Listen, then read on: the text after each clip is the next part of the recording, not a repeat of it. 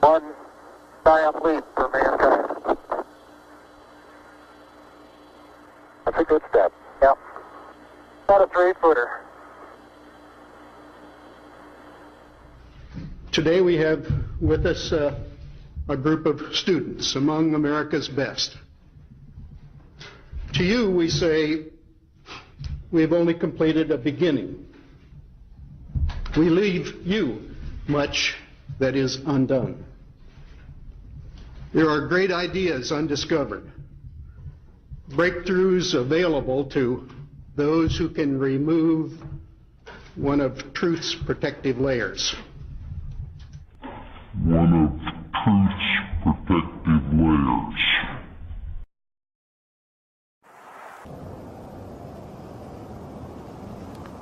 You are about to embark on a one-way journey to the greatest lie ever told.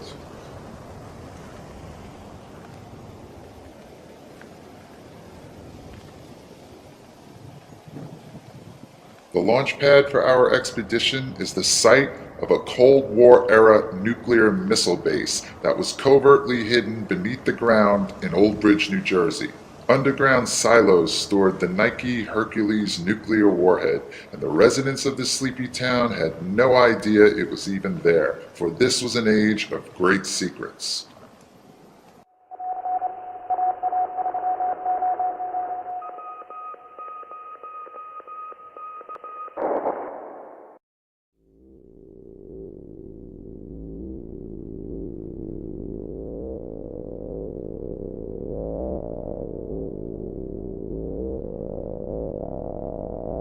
We are looking at a phenomenon now called colored banding, and I've taken this all from Apollo 16 footage. You can see that every time something goes by the camera lens quickly with any pace to it, it gets this colored banding on it.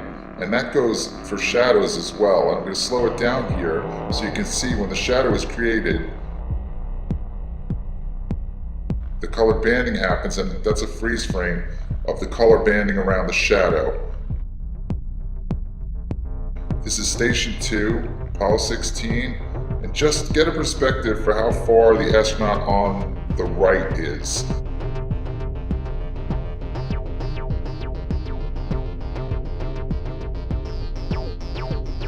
And the camera we're watching this through is the color TV camera on the rover, which is controlled from Houston. And note the light source in the visor of the astronaut walking by. And now we're going to cut a little further in this clip. Pay attention to what happens. Just a very impressive sight as far as the boulder goes. They're all angular. Just a very impressive sight as far as the boulder goes. They're all angular. What you're looking at are shadows covering the entire location out to the horizon. I'm showing you the same clip, and there are two shadows. 1, 2. That is impossible with the sun as the light source. The only way this could be possible is if it's an artificial light source, because there's nothing tall enough there to block out that much space. And I showed you how far the astronaut is from the rover, and these shadows are covering the entire location. And this is black and white normal speed. See his backpack, light, shadow. Okay, now let's take one black and white, slow down. Also note that the image is shaking because the other astronaut is at the rover. It's as if something has fallen across the light source, causing fast-moving shadows. The banding reads on the back of the astronaut's backpack, but it doesn't read in the black zone because the lens only puts banding on things it can read, and it can't read a shadow in the darkness. If the light source is the sun, how do you block out the sun with two guys on the moon? How do you block it out? You can't block out the sun for that long of a shadow. Astronaut Charlie Duke is out there in the distance. Astronaut John Young is back by the rover. So who's causing the shadows?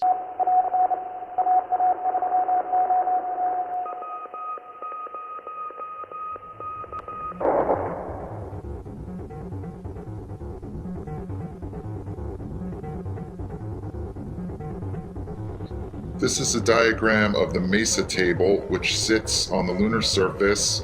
in front of the lunar module. At the bottom, that rectangular bag is called the equipment transfer bag, and that is the thing we are going to be paying attention to in this clip.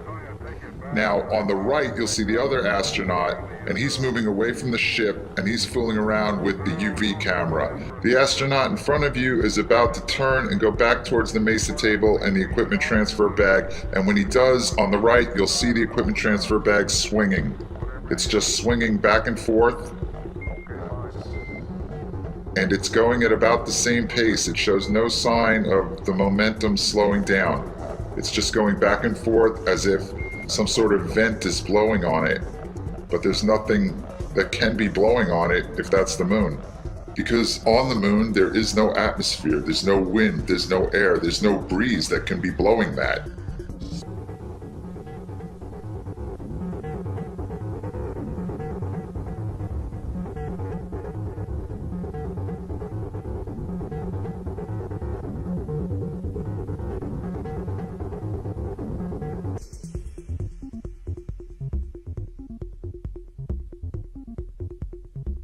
This clip is from the closeout of EVA-1, Apollo 16, and the next clip is from the closeout of EVA-3, also Apollo 16.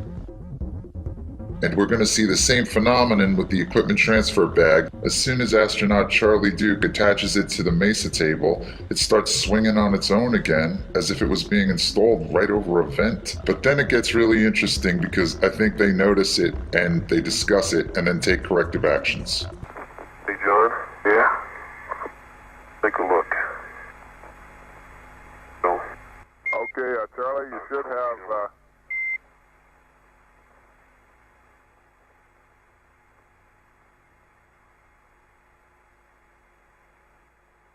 Charlie, you should have 7 Hasselblads and 3, Now you're going to see Charlie Duke take corrective action. He's going to walk over to the swinging ETB bag.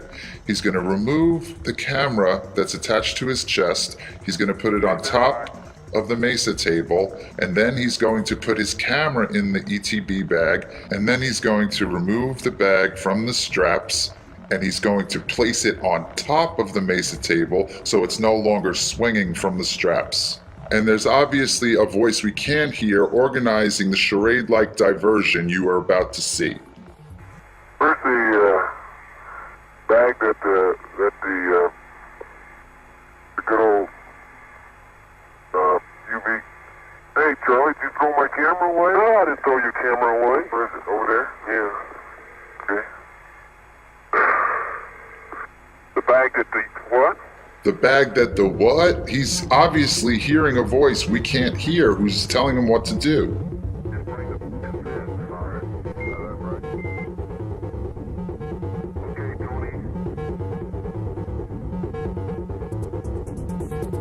This is just a really strange scene. Now watch as he walks away. You'll see he no longer has the camera. You can't have any wind or breeze or ventilation on the moon. But this thing is like a perpetual motion machine. And this is how they corrected that motion, by taking it off the straps and putting it on top of the table.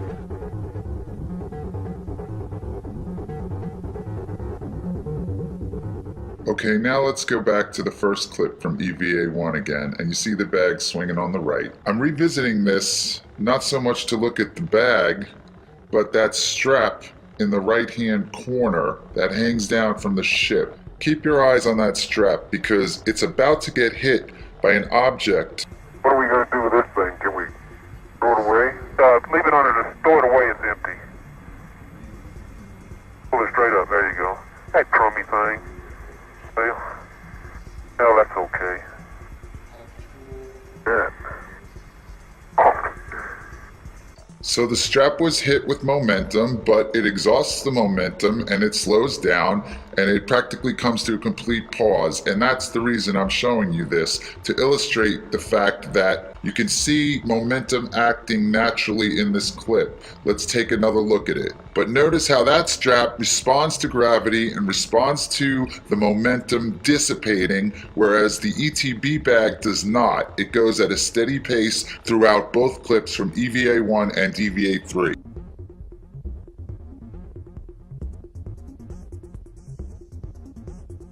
The logical question that comes to mind is whether some mechanism on the ship, some motorized mechanism, vibration, or exhaust is somehow blowing the bag, and the answer is no. The bag hangs from the Mesa table. The Mesa table is simply a table that holds supplies and equipment for the extravehicular activity. The bag, as you can see, just hangs down from the table. And as we take a look at the Apollo 16 summary at nasa.gov, quote, because the LM had remained in lunar orbit 6 hours longer than planned, the LM was powered down to conserve electrical power. So that rules out the possibility that the bag is swinging from any kind of vibration caused from the power of the ship.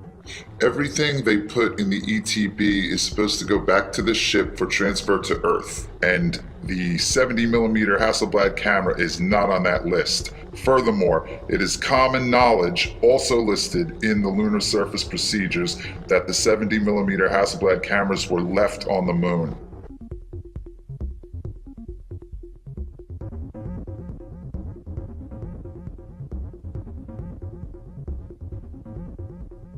Charlie Duke was responsible for attaching the ETB by the straps to the SRC table at the Mesa. It specifically says the ETB is supposed to hang from that table. Charlie Duke is not supposed to touch that bag again or have anything to do with it for the rest of the mission until they are back in the lunar module. John Young has the responsibility of taking that thing off the straps and attaching it to the conveyor when he is entering the lunar module, and then the procedure calls for Charlie Duke to unhook it at that point. Hey, Charlie, did you throw my camera away? No, I didn't throw your camera away. Where is it? Over there? Yeah. Okay. The bag that the what? What's going on right now with him removing the bag and then putting it on top of the table is a total break with protocol, and any break with protocol is by definition a contingency plan, and that's why Charlie Duke and John Young seem so confused in this scene. We got 1, 2, 3, 4, 5, 6 Hasselblads, 3 DACs, SWC, and a CRE. The maps, various other things. Various other things. The problem with various other things is that various other things are not listed on the lunar surface procedures. Various other things directly refers to the camera, which he just stuffed in the ETB. Okay, let me drive this up the hill. Okay. This is a lie.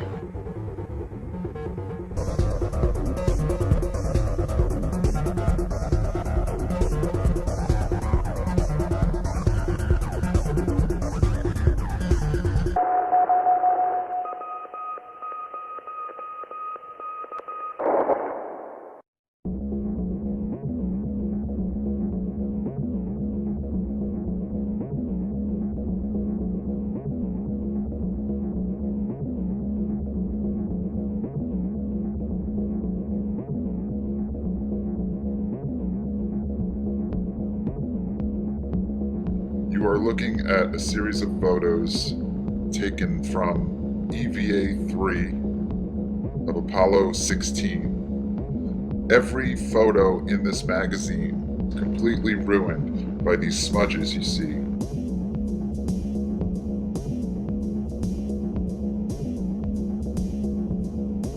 At the bottom of the images, the number 39, that identifies the camera these were taken with.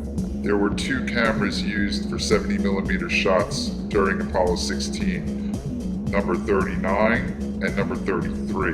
Those numbers are etched on the resu plate, which is a glass plate that faces the film. It's in between the lens and the film, and it has these crosshairs on it, and it also has the identification number on the bottom of the resu plate. All of the damaged photographs were taken with number 39.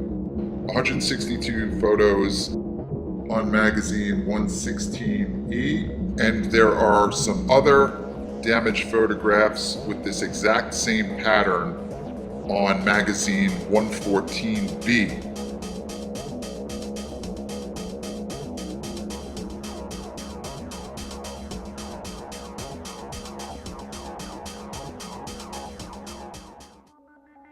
So you've been looking at the cover of the Apollo 16 technical debrief document, and I want to draw your attention to the commentary on this issue. Quote, "The cameras worked nominally, even though we got them real dusty, and it was hard to see the setting after the EVAs.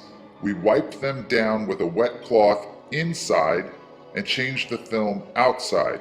Not only that, I guess according to the photo guys, we got some dust inside on the residue. The camera still worked, although it left a couple or 3 streaks across the film." Notice what John Young says about the photo guys. This raises an important point.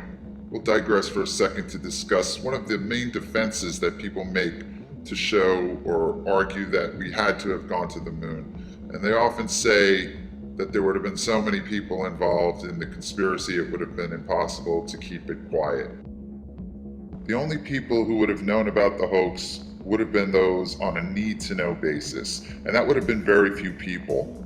You have your astronauts, you have the people filming everything and building the locations, and you have the people authorizing it, and that's it.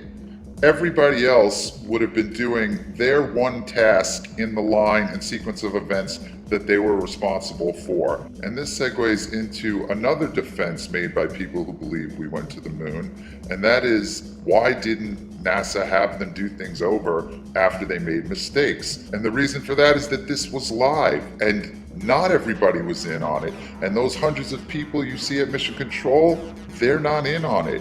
You got the surgeons, they're monitoring the heart rate. You have the data guys, they're monitoring whatever is coming in on their feed. And everybody is looking at a live event, and all over the world, people are monitoring a live event. So there were no do-overs.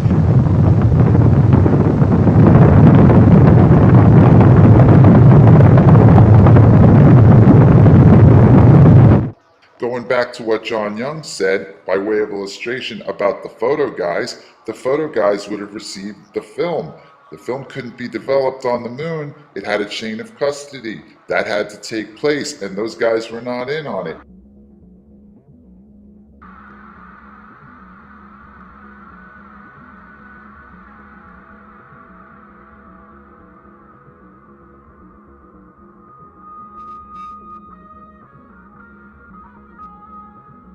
Now this is the cover of Apollo 16 mission report, and let's go to the equipment section. Paragraph D, the residue plate on the lunar module pilot's 70mm electric data camera was smeared during a magazine change between extravehicular activities 2 and 3. Charlie Duke indicates that they wiped the residue plates down with a wet cloth inside the cabin in between the EVAs.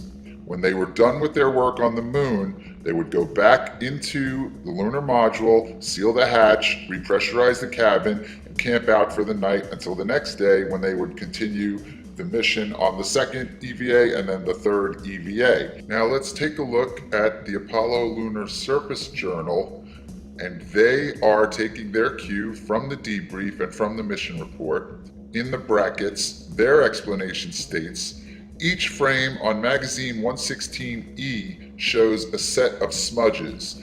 Detail of the smudge pattern change only slowly from the beginning of the magazine to the end.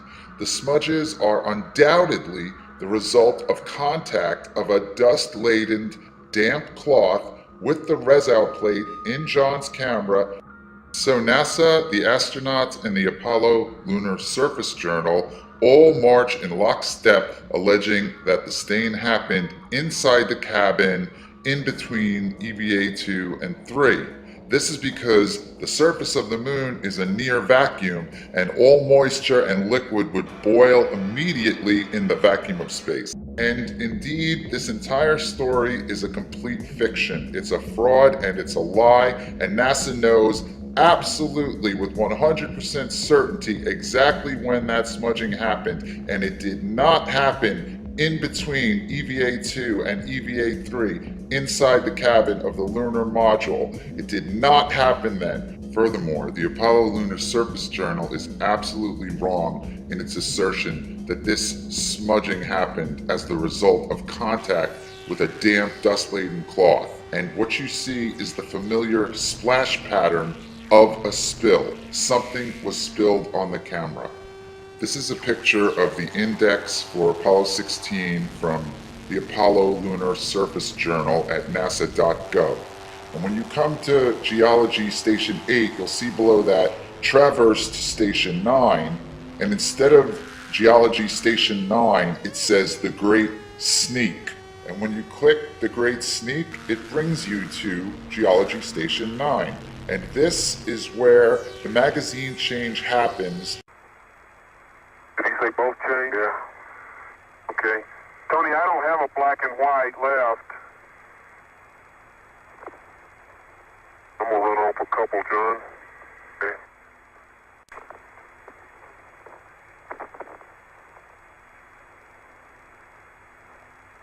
I'm out.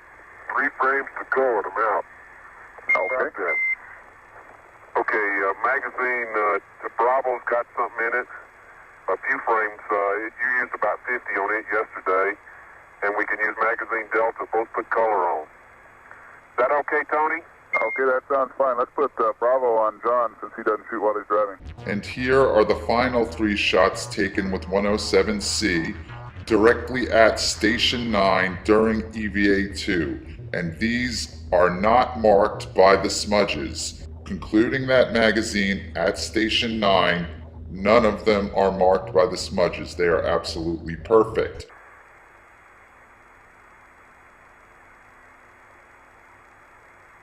Which one, Charlie? Delta for me and Bravo for you. Bravo. Right in the corner there. Dark.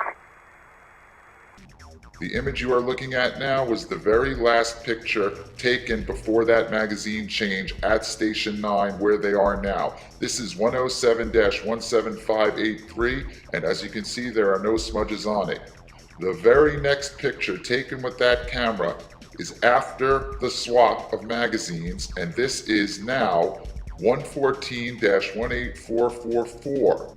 And that photo was on magazine 114B. On the left, we have 18444, the very first image taken with the smudges. And you can see the pattern is clear, the dust has not grabbed to it yet. On the right is 18577, and this one was taken the next day during EVA-3. Compare the 2 stains.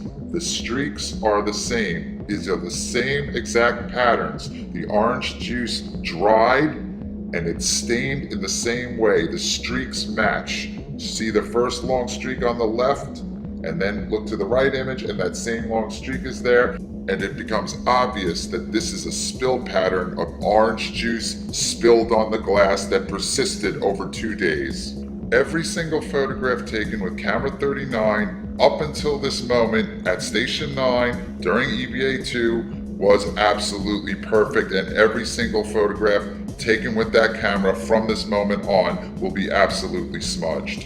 If the astronauts had wiped the cameras down with a damp cloth inside the cabin later that evening, we would not see the stain pattern the next day during EVA-3.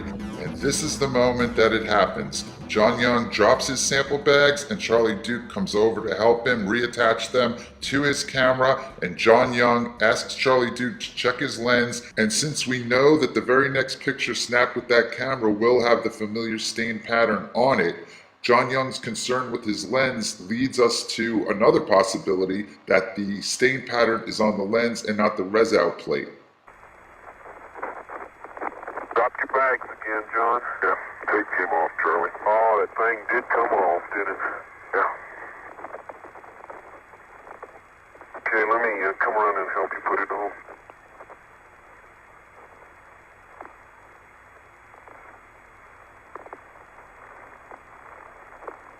Okay? Yeah. Well, the tape's still there. This thing just peel off on the tape.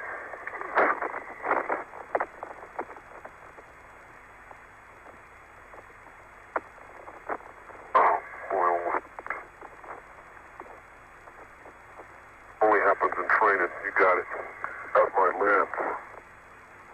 Turn into the sun. Okay. But you're free. It's okay. Wait and see that. So what has just happened to cause this stain pattern to emerge? The answer is orange juice. It has been well documented that the astronauts had a problem with the suction straws inside their helmets that allowed them to take sips of orange juice. The straws would accidentally squirt orange juice all over them and into their helmets, and this was a big problem on the mission. And the orange juice actually seeped into the neck ring, and it appears obvious now that the orange juice leaked through the neck ring at Station 9 and caused the camera to be stained. And that is direct evidence that they could not possibly be on the moon, because if orange juice could leak through the helmet lock, then the helmet lock was not properly sealed to protect the astronauts from the vacuum of space. And this is because the helmet and the neck ring, in order to be airtight, must also have been watertight, because water molecules are bigger than air molecules. So if water escaped, then oxygen also escaped, and the suit would not have been pressurized, and in that case, the astronauts would be dead.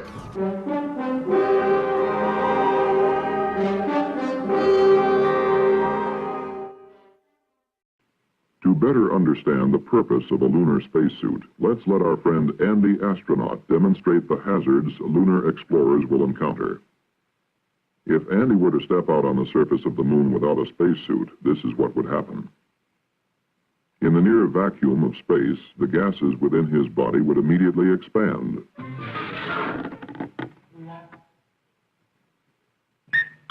His blood would appear to boil from the rapid expansion of gases coming out of solution in his bloodstream. And he would soon feel the effects of another condition of space, lack of oxygen. After 20 seconds in a vacuum and without oxygen, Andy would be trading in his astronaut wings for a more permanent variety.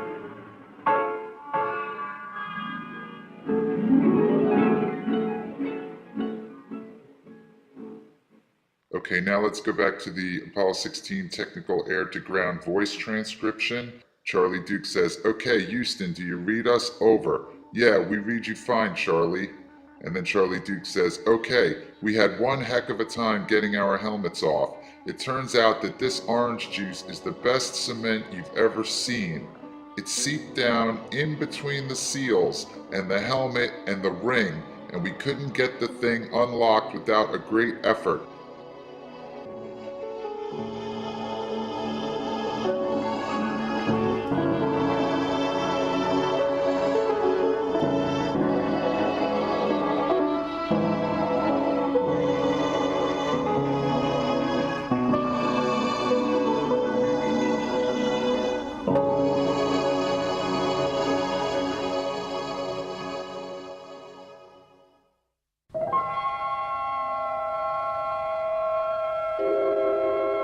Christmas, 1968, when man first cut the silver cord of Earth's gravity to orbit the moon.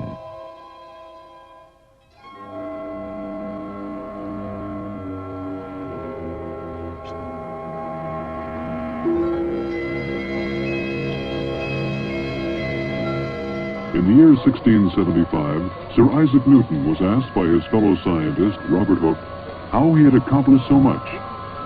"If I have seen further," Newton wrote, "it is by standing on the shoulders of giants." First stage propellant tanks have been pressurized.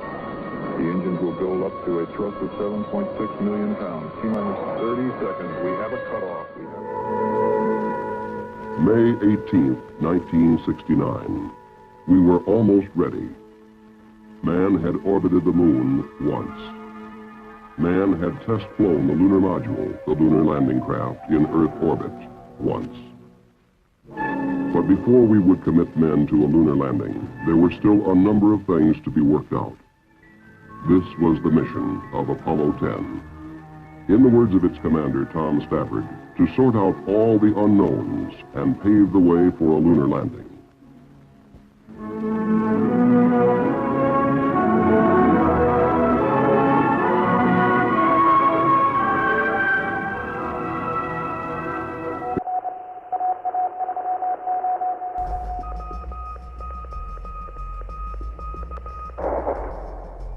In the first three segments, I'm quite certain about the conclusions that have been drawn, and we will return to the heavy artillery in the final segment. But for this segment, I want to sort out a few unknowns.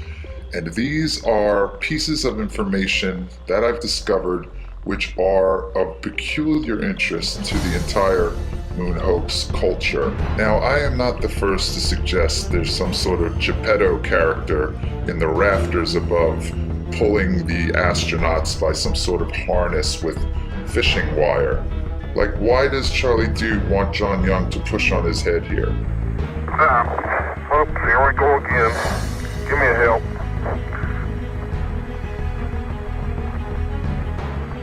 There you go. Okay, just start pushing on my head. Give me a hand. Okay, here we go. So he pushes down on his head and his feet seem to levitate backwards. Our next speaker is Professor James McKinney. If you double the size of your rocket, you don't double the size of your payload. So you're very limited, and now let's try and get to the next planet or out to the moon. We have to start sending individual things up there, couple them together, and then go out to these other planets. By the way, there's a small problem with going to the moon, and inch by inch, NASA is leaking out that they know that there's a problem there. It's called the Van Allen belts, high radiation belts of charged particles around Earth, and we don't know how to get through them, they say. Well, isn't that interesting, because there sure didn't seem to be a problem back in 1969. Obviously, they didn't go to the moon.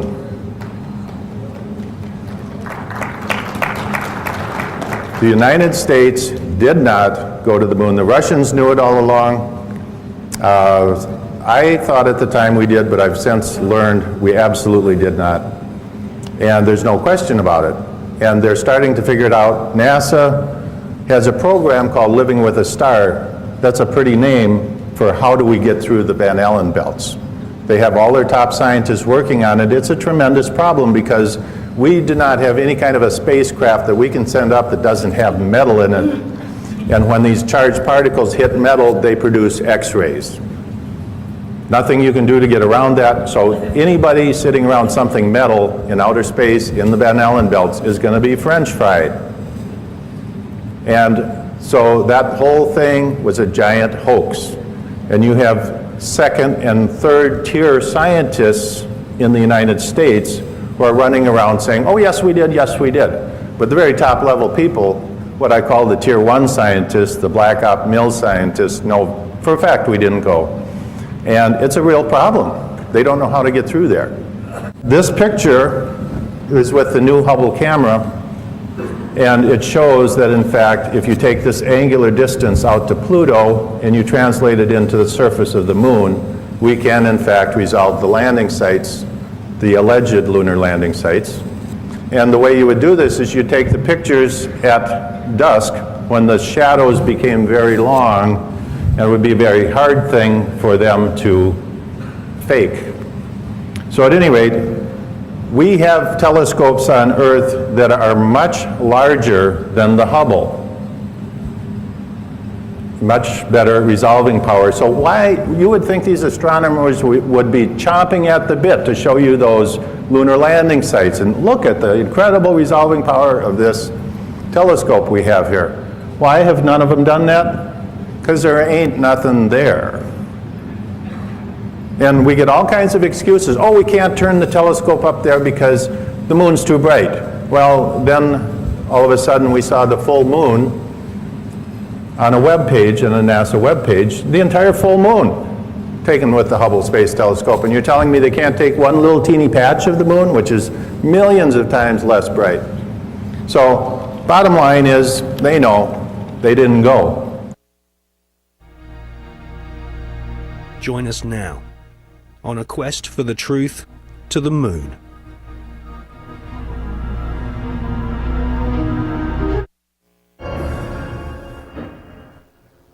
In this film, we shall not only prove beyond all reasonable doubt that many of the official NASA images of lunar exploration are fake, but we shall also examine the motives for the biggest lie put before the world. Why did NASA repeatedly fake lunar images and photographs?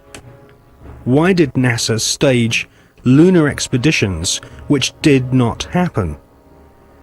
The answer will surprise you. Clear the launching area.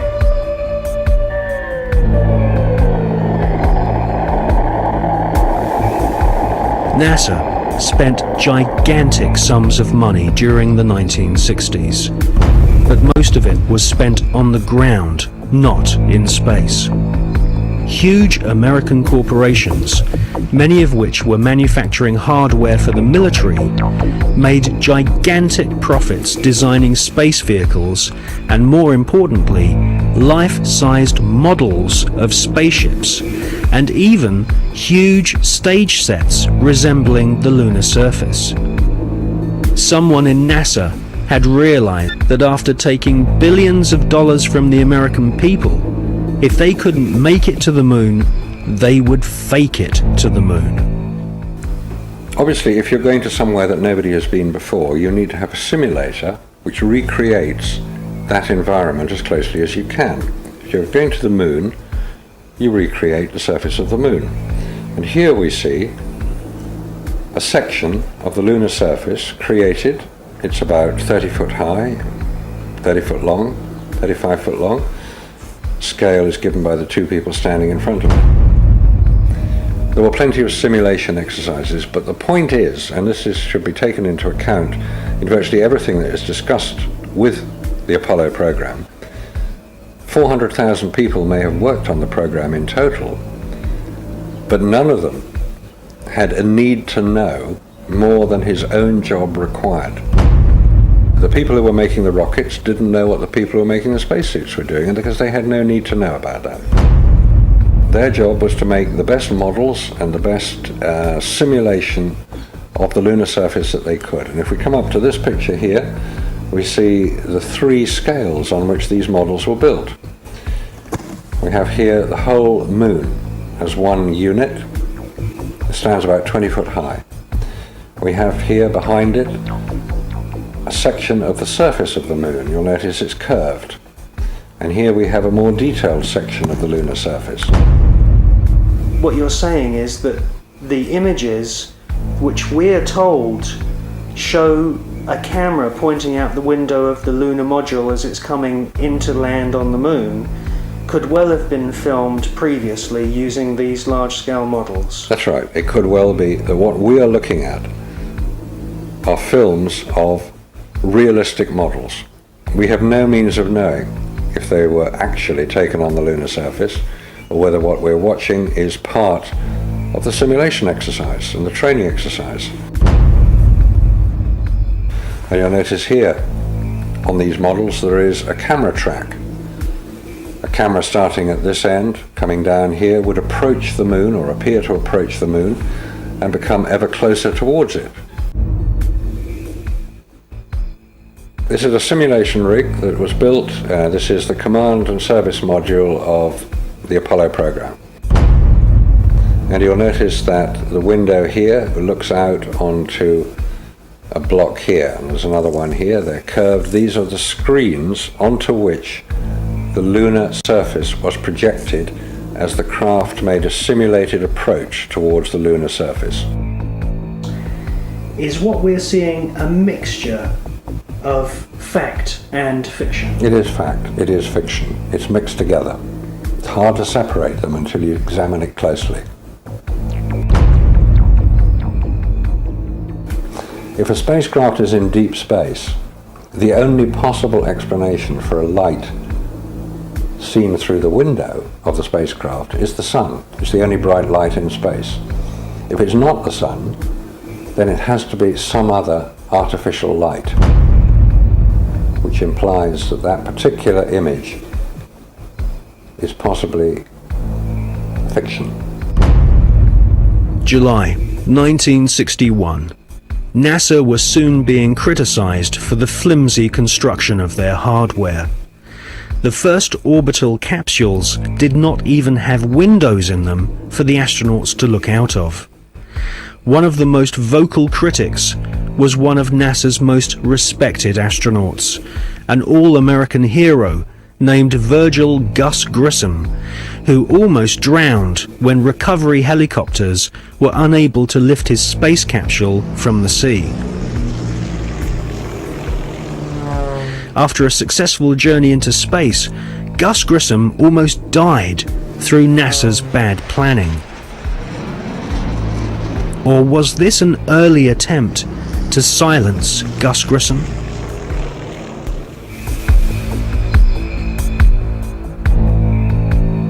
May 1963. Astronaut Gordon Cooper experiences re-entry problems in his Faith 7 rocket ship.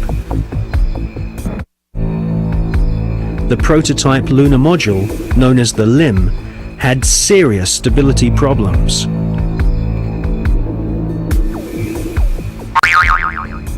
At this stage, there was no guarantee that even if NASA managed to get a spaceship orbiting the moon, they could land safely without killing the crew.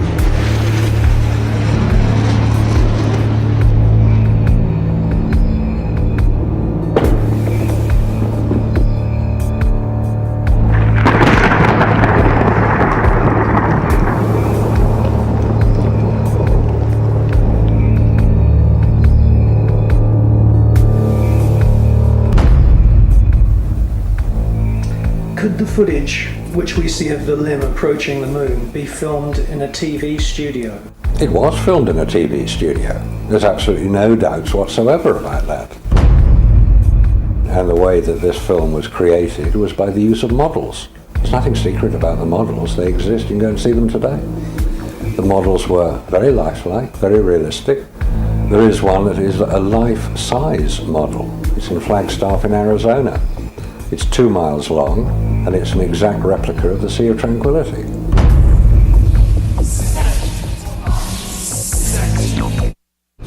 The photographs were used to create from those images the replica of the Sea of Tranquility, so that if it was flown over in a helicopter, it would appear as if it was a spacecraft approaching a similar area to land. So yes, all the scenes of the lunar surface were filmed on Earth.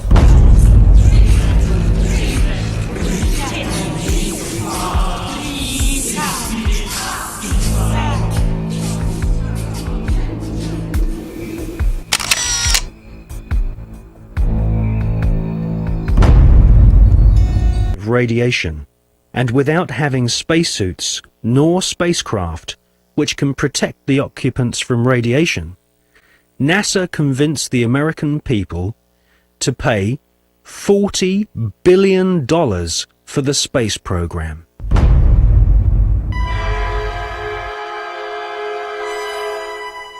The most lethal forms of radiation, of course, are at the higher end of the spectrum. That's gamma rays and X-rays. We know what ultraviolet can do. If you stay out too long in the sun, you get sunburn and skin cancer and die, and it's all very sad. But gamma rays, and X-rays especially, are particularly lethal to humans, unprotected humans. There was no protection that I have been able to identify. I've found no reference to it. I found nothing that will tell me what level of protection is offered. So I have to assume none was. I've contacted the manufacturers of the spacesuits, and they said there was no radiation protection built into the spacesuits. Because I asked them if these same spacesuits could be used by technicians to go into Chernobyl or 3 Mile Island, because the nuclear reactors produce the same radiation as produced in space. They said no, not advisable, no protection. James Van Allen grew up in the small Iowa town of Mount Pleasant during the 1920s. He was an exceptional student, became class valedictorian, and exhibited an intense vision that even then looked beyond our planet. The environment was the time of the Cold War, and it was something scary. It was something for a child, it seemed very scary to have to hear about bomb shelters and hiding under our desks. And I remember first hearing that my father was going to go to Russia and being so frightened by that, and asking my father, why was he going to Russia? Wasn't he scared? And I remember him explaining to me that in the scientific community, what they do, and as they take data and exchange data, somehow that transcends what is going on in the political arena. So that there is always a sense that the quest for intellectual activity was something very special. The media focused on the Explorer 1 achievement as at last legitimizing the U.S. as a worthy adversary to confront the communist Sputniks. The public seemed captivated with the propaganda created by this new space race. Dr. Van Allen and his students, however, chose to focus on the data that was returning from their scientific instrument inside Explorer 1. When the first results came back, the group at the University of Iowa, this was Van Allen and Ernie Ray, then began to help with it, eventually Carl McElwain, saw immediately that there was an anomaly, there was something unexpected. We have encountered a very great increase in radiation intensity, which is vastly beyond what could be due to cosmic rays alone. We call it geomagnetically trapped radiation. And I gave an explanation of what my interpretation at a press conference following the scientific session. And one of the reporters stood up and he was trying to visualize what I was saying. And he said, "You mean it encircles the Earth like a belt?" I said, "Yes, that's great. That's what it is. It's like a belt around the Earth." And so that's the way they got the name of radiation belt, from this exchange with this newspaper reporter and myself. Well, certainly the discovery of the radiation belts was the most important discovery of the International Geophysical Year, because it represented a discovery of some major phenomenon that had a substantial impact both on scientific research and on plans for manned flight later on.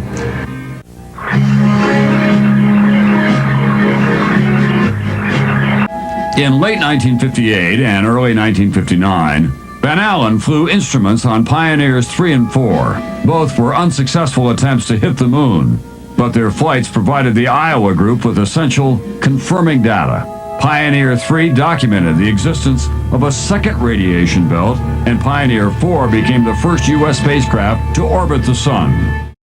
Any ill effects from the Van Allen radiation belts? No. Now, I'm not sure we went far enough out to encounter the Van Allen radiation belt. Maybe we did.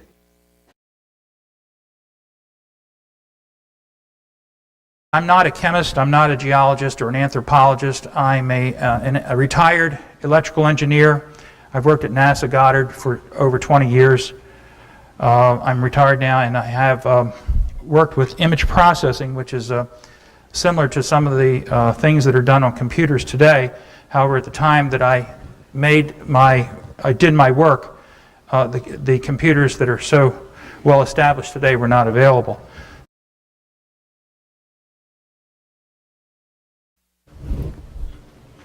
Yeah, hello. I like your presentation very much, but I got a couple of questions here. First one is, what, if any, are the differences between you and Richard Hoagland concerning the politics on the cover-up? And part two is, what's the difference between you and Mr. Hoagland concerning the scientific implications of the face, especially since Richard Hoagland kind of brings in hyperdimensional physics into the picture of the face on Mars? Thank you. Okay, the one thing I'd like to clarify, I should have done at the beginning, Richard Hoagland and myself are like oil and water. The second thing is that, and I'll go into the third thing, is that Richard comes up with ideas where he does not have groundwork or supporting evidence, not even evidence, and certainly not proof that things exist where they don't. For instance, I've seen some of his work where he has found swastikas and German tanks on Mars, and he has found cathedrals on the moon Europa of Jupiter that resemble burnt out cathedrals from World War II in Europe. and various other things which not only can't be proved, but they aren't even evidence, and I stay as far away from him as I can. And there was the last part of your question concerned, I forget exactly.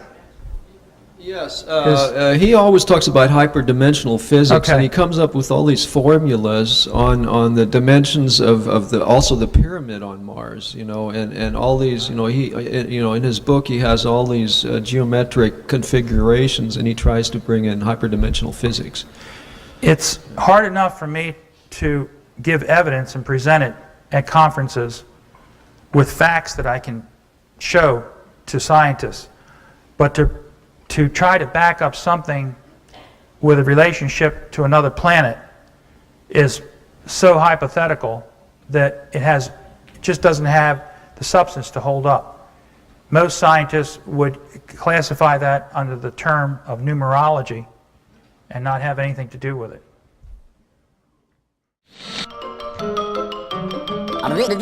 That's all, folks.